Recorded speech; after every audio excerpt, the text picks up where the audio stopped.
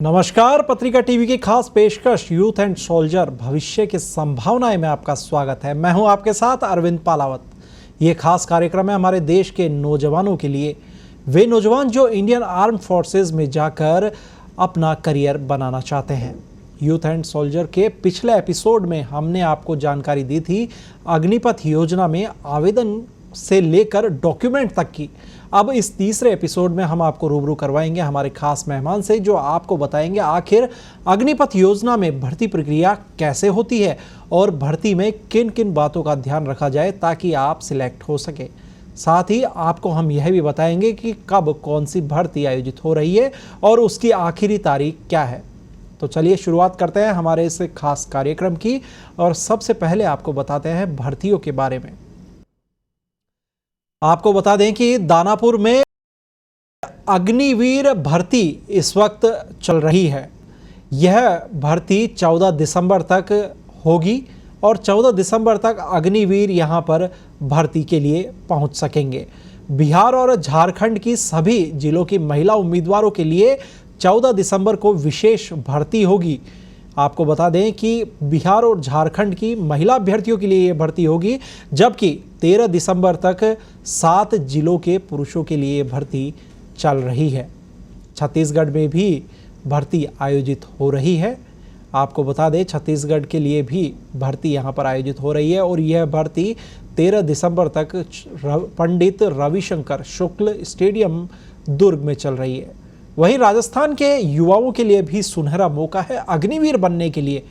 जी हां, राजस्थान के युवाओं के लिए बड़ा ही अच्छा मौका यहां पर मिल रहा है, क्योंकि जोधपुर एआरओ के तहत पुरुषों के लिए 12 दिसंबर यानी कल तक ये भर्ती यहां पर आयोजित हो रही है।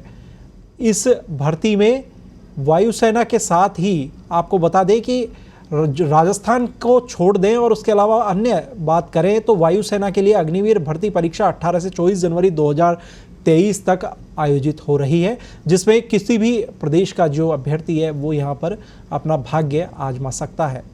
तो ये थी भारतीय सेना से जुड़ी भर्तियां। ऐसे में यदि हमारे युवा साथियों ने अब तक अप्लाई नहीं किया है तो जल्द से जल्द वे आवेदन कर सकते हैं। तो चलिए अब हम आपको मिलवाते हैं हमारे खास मेहमान से, जो आपको बताएंगे कि किस तरह से आप आर्मी के लिए सिलेक्ट हो सकते हैं। हमारे वो स्पेशल गेस्ट हैं कर्नल RS भंडारी साहब। भंडारी साहब आपसे रूबरू हों उससे पहले मैं आपको बता दूं कि कर्नल भंडारी सैनिक स्कूल चित्तौड़गढ़ और राष्ट्रीय रक्षा अकादमी से हैं। 33 साल की आर्टिलरी में विशिष्ट सेवा के बाद साल 2006 में वे रिटायर हुए। इसके बाद आप 8 साल तक सेबी में founding country head protocol and security भी रहे। सेबी के बाद आप 2 साल मुंबई में इंडिपेंडेंट सिक्योरिटी कंसल्टेंट के साथ विजिटिंग फैकल्टी के रूप में भी रहे। 6 साल पहले कर्नल भंडारी जयपुर लौटे और मार्गदर्शन एडवाइजरी एंड कंसल्टेंसी सर्विसेज की उन्होंने शुरुआत की, जो कि करियर बिल्डिंग, सिक्योरिटी और फायर सेफ्टी के क्षेत्र में कार्यरत है। कर्नल भंडारी में युवाओं को सकारात्मक दृष्टिकोण के साथ प्रेरित करने और सलाह देकर उन्हें अपने लक्ष्य तक पहुंचाने का जुनून है। इसलिए अब वे पत्रिका टीवी पर आपसे जुड़कर बताएंगे कि आखिर किस तरह से आप देश सेवा में जा सकते हैं, अग्निवीर बन सकते हैं। कर्नल भंडारी साहब, स्वागत है आपका पत्रिका में। भंडारी साहब, आज का हमारा जो टॉपिक है वो बेहद खास है और वो टॉपिक है हमारा भर्ती प्रक्रियाओं को लेकर। थल सेना, जल सेना और वायुसेना तीनों की यदि हम बात करें तो उनका जो रिक्रूटमेंट प्रोसेस है वो आज हम आपसे यहाँ पर जानेंगे। और सबसे पहला सवाल मेरा कि जो पूरी रिक्रूटमेंट प्रोसेस है वो कैसे शुरू होती है?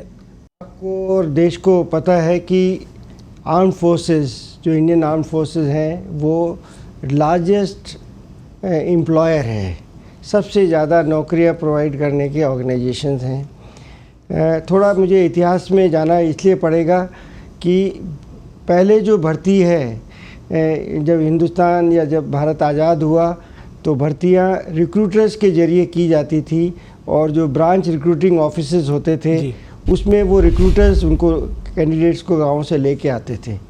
बाद में वही ब्रांच रिक्रूटिंग ऑफिसेज खुद जाने लगे गाँवों की तरफ और शहरों में और रिक्रूटमेंट करके कैंडिडेट्स को BRO में लेके आते थे।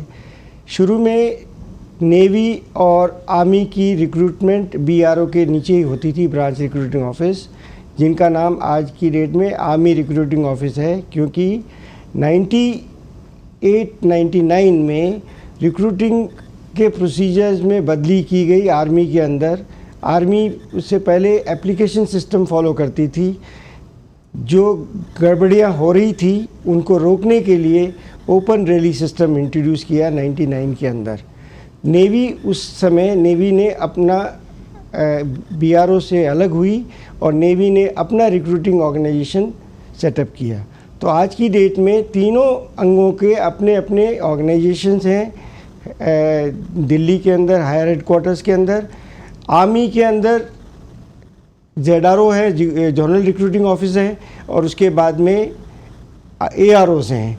नेवी के अंदर हैं नेवल रिक्रूटिंग एस्टेब्लिशमेंट्स हैं, जो कि हिंदुस्तान में 34 के करीब हैं, और उसी तरह से एयरफोर्स में है एयरमैन रिक्रूटमेंट सेंटर्स। सर जिस तरह से आप कह रहे हैं कि जो इंडियन आर्मी है वो सबसे ज़्यादा नौकरी देने वाला सेक्टर है, तो क्या लगता है कि जब ये अग्निपथ योजना यहाँ पर आई है और अग्निवीरों की जब भर्ती होगी, तो ये जो रेशियो है, जो खिताब मिला हुआ है कि सबसे ज़्यादा हम रिक्रूटमेंट करते हैं, ये जारी रहेगा? बहुत अच्छा सवाल है आपका। जैसे अपन ने पहले फर्स्ट एपिसोड में इसके ऊपर बात की थी जी। अभी अगले 4 साल तक तो रिक्रूटमेंट का कॉन्सेप्ट उतना ही रहेगा, उतनी ही नफरी जाएगी। 4 साल के बाद में ये 1 लाख के करीब प्रतिवर्ष होनी चाहिए। तो नफरी तो बढ़ेगी, बट ओवरऑल इसका इम्पैक्ट 4 साल के बाद ही अपन देख पाएंगे। मैं एक चीज़ और बताना चाह रहा था, जो पहले आपने सवाल पूछा उस पर, कि फ़ौज डायरेक्ट रिक्रूटमेंट करती है, किसी एजेंसी के थ्रू नहीं करती है। ये प्रोसेस भी पूरे डायनेमिक हैं। मतलब ये समय के साथ में और जो कमियां नज़र आती है उनसे सिस्टम्स को चेंज करते रहते हैं। साल में 2 बार भर्ती, हर इलाके को 2 बार मौका मिलता है भर्ती होने का। ये फ्री सर्विस है, पैसा नहीं लगता है। मतलब एप्लीकेशन का कोई पैसा नहीं है? एप्लीकेशन में कुछ जगह लगा रहे हैं, नेवी और एयरफोर्स में बहुत मिनिमल है, बट बाकी भर्ती की प्रक्रिया के ऊपर कोई पैसा नहीं खर्च होता है। और जब रिक्रूट किसी भी जगह पर रिजेक्ट हो जाता है किसी भी स्थिति पे, तो उसको उसी टाइम उसको रिक्रूटमेंट से बाहर भेज दिया जाता है और उसको बता दिया जाता है कि तुम्हारी क्या कमी है, इसलिए तुमको हम बाहर भेज रहे हैं। अगर आपको रिक्रूटमेंट के दौरान या उससे पहले आपको कोई कठिनाइयाँ का समाधान की ज़रूरत पड़ती है, तो आर्मी के केस में अभ्यर्थी या जो महत्वाकांक्षी बच्चे हैं उनको AROs में जाना चाहिए, नेवी के अंदर उनको ईमेल करना चाहिए, एयरफोर्स के अंदर फ़ोन या ईमेल करके आप जानकारी ले सकते हैं। और भ्रष्टाचार को कम करना एक बहुत बड़ी बात रही है रिक्रूटमेंट के अंदर। कुछ सालों पहले जो हालत थी, 99 के पहले केसेस आते थे, उनको ध्यान में रखते हुए आजकल डिटेल एडवाइजरीज इशू की जाती हैं, इंटेलिजेंस यूनिट्स को डिप्लॉय किया जाता है, आर्म फोर्सेस की पुलिस को डिप्लॉय किया जाता है, सिविल की इंटेलिजेंस एजेंसीज़ को भी डिप्लॉय किया जाता है। तो मैं ओवरऑल ये कहना चाहूँगा कि जो रिक्रूटमेंट की प्रक्रिया है तीनों सेना के अंगों में बहुत ही सुदृढ़ है, मजबूत है और तरीकेबंद है। सर बात करें आर्मी, एयरफोर्स और नेवी, इन तीनों की यदि हम भर्तियों की बात करते हैं तो इनकी रिक्रूटमेंट प्रोसेस में क्या अंतर आप यहाँ पर देखते हैं? किस तरह से तीनों की जो रिक्रूटमेंट प्रोसेस है उसकी शुरुआत होती है, और जिस तरह से थल सेना हो, जल सेना हो, वायु सेना हो, तीनों का अलग अलग जो रिक्रूटमेंट का तरीका है वो हम आपसे जानना चाहेंगे कि क्या तरीका रहता है और उनमें अंतर क्या है? बहुत इम्पोर्टेंट क्वेश्चन आपने पूछा है, बिकॉज़ अग्निवीर तीनों अंगों के लिए लागू है। सबसे पहला जो अंतर है कि आर्मी के अंदर रिक्रूटमेंट बहुत भारी नंबर्स में होता है जी। आर्मी के अंदर 69 AROs है ऑल ओवर इंडिया। तो आर्मी का जो रिक्रूटमेंट का जरिया है वो AROs के थ्रू होती है। रैली सिस्टम नाम दिया गया है, अब रैली सिस्टम नहीं रहा है। अब वॉक इन आप एप्लीकेशन नहीं लगा सकते हैं। बिल्कुल, आपको पहले एप्लीकेशन और सारा कुछ प्रोसेस होता है। तो ये ऑनलाइन एप्लीकेशन तो सबका ही है। स्ट्रक्चरली जो ऑर्गेनाइजेशनली है, नेवी और एयरफोर्स में मैंने जैसे आपको बताया कि बीच वहाँ का हाईएस्ट हेडक्वार्टर और फिर बाद में इनके जो रिक्रूटिंग ऑर्गेनाइजेशन है वो डायरेक्ट हैं, बीच में कोई जेडारो की तरह ऑर्गेनाइजेशन नहीं है। पहली बात तो ये। दूसरा ये कि जो रिटन एग्ज़ामिनेशन है, जो भारतीय सेना है, आर्मी, उसके अंदर रिटन एग्ज़ामिनेशन लास्ट में होता है, मतलब मेडिकल से पहले, और एयरफोर्स और नेवी में रिटन एग्ज़ामिनेशन पहले किया जाता है, वो ऑनलाइन किया जाता है। नेवी के अंदर उनका खुद का ऑर्गेनाइजेशन कंडक्ट करता है रिटन एग्ज़ामिनेशन। एयरफोर्स के अंदर उन्होंने CDAC को की एजेंसी हायर कर रखी है, वो रिक्रूटमेंट रिटन एग्ज़ामिनेशन करती है। आर्मी का भी MOU साइन हो गया है अभी, तो आने वाले समय में आर्मी का भी जो रिटन एग्ज़ामिनेशन है, हो सकता है सबसे पहले कार्रवाई हो वो, और वो होने से रिक्रूटमेंट के जो प्रोसीजर हैं उसमें बहुत चेंजेस आएगा। अभी आते हैं स्टेजेस में। आर्मी के अंदर रिक्रूटमेंट का जो प्रक्रिया है वो 2 स्टेज का है, नेवी में भी 2 स्टेज का है, एयरफोर्स में इसको 3 स्टेज में रखा गया है। आर्मी में पहली स्टेज के अंदर रैली के स्थान पे जब अभ्यर्थी आता है, उसकी मोटे तौर पे हाइट चेक की जाती है, उसको अंदर लिया जाता है, उसका मोटा मोटा डॉक्यूमेंट हम लोग जो रिक्रूटिंग ऑर्गेनाइजेशन है वो चेक करता है। उसके बाद में उनका फिज़िकल पहला जो 1.6 किलोमीटर का टेस्ट है वो लिया जाता है, और बैलेंस PFT जो फिज़िकल टेस्ट, जिसके बारे में हम आने वाले एपिसोड्स में बात करेंगे आइंदा, वो टेस्ट लिया जाता है। साथ में उनका फ़िज़िकल मेजरमेंट चलता है जी। फ़िज़िकल मेजरमेंट और साथ साथ में डॉक्यूमेंटेशन का प्रोसेस भी शुरू कर देते हैं।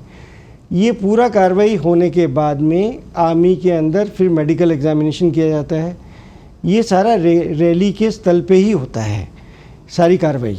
उसके बाद में मेडिकल एग्ज़ामिनेशन के बाद जो अभ्यर्थी मेडिकल में अनफिट हैं उनको मिलिट्री हॉस्पिटल में आने के लिए बोला जाता है, और बाकी को घर चले जाते हैं, और उनको रिटन एग्ज़ाम की डेट वगैरह दी जाती है। फिर रिटन एग्ज़ामिनेशन सेंट्रली होता है, कई बार उसी जगह पे भी हो जाता है, और फिर मेरिट बनती है। मेरिट बनने के बाद में ये ARO में आते हैं, ARO के अंदर इनका एनरोलमेंट किया जाता है, फिर इनको सेंटर में भेजा जाता है। ये तो है आर्मी का तरीका जी। नेवी के अंदर जो फ़र्क इतना ही है कि जो मेडिकल है वो पार्ट INS शिल्का में होता है। शिल्का जो कि उड़ीसा के अंदर एक जगह का नाम है, वहाँ पर मेडिकल और एनरोलमेंट का प्रोसेस वहाँ किया जाता है। और पहले की जो कार्रवाई है रिटन एग्ज़ामिनेशन और PFT फिज़िकल टेस्ट जो है वो नेवल रिक्रूटमेंट एस्टेब्लिशमेंट्स करते हैं। अभी आगे एयरफोर्स में 3 फेज़ में, पहली फ़ेज़ जो है वो जितने एयरफोर्स स्टेशंस हैं वहाँ पर रिटन एग्ज़ामिनेशन कंडक्ट होता है। अभ्यर्थी एयरफोर्स के किसी ऑर्गेनाइजेशन में नहीं आता है, पहले वहाँ पर टीम्स आती हैं, उनके पास में जाके एग्ज़ाम देते हैं। रिटन एग्ज़ाम के बाद में उनको बुलाया जाता है, जो ASCs होती हैं, एयरमैन सिलेक्शन सेंटर्स, वहाँ इनको बुलाया जाता है। वहाँ इनका PFT किया जाता है, PMT भी होता है। इनका जो एडेप्टेबिलिटी टेस्ट 1 और 2 होता है, वो बेसिकली ये है कि एक तो रिटन होता है, एक शायद अभी भी ओरल है, और ये टेस्ट होने के बाद में वो फिर मेरिट निकालते हैं। मेरिट के बाद में बच्चों को 2 बार वापस जाना पड़ता है एयरफोर्स के अंदर घरों पे, फिर मेडिकल के लिए वो वापस आते हैं, और फिर मेरिट बनती है। मेरिट बनने के बाद में उनका एनरोलमेंट ASC से होता है। तो जो भर्ती प्रक्रिया है वो बहुत ही फास्ट जो है वो यहाँ पर होने वाली है, और साथ ही हो भी रही है। और अग्निवीर जब भर्ती परीक्षा और जब अग्निवीर की जब भर्ती हो रही है तो भर्ती को अपने आप में काफ़ी ज़्यादा तेज कर दिया गया है। यहाँ पर वक्त तो चला एक छोटे से ब्रेक का। बने रहिए पत्रिका TV के साथ।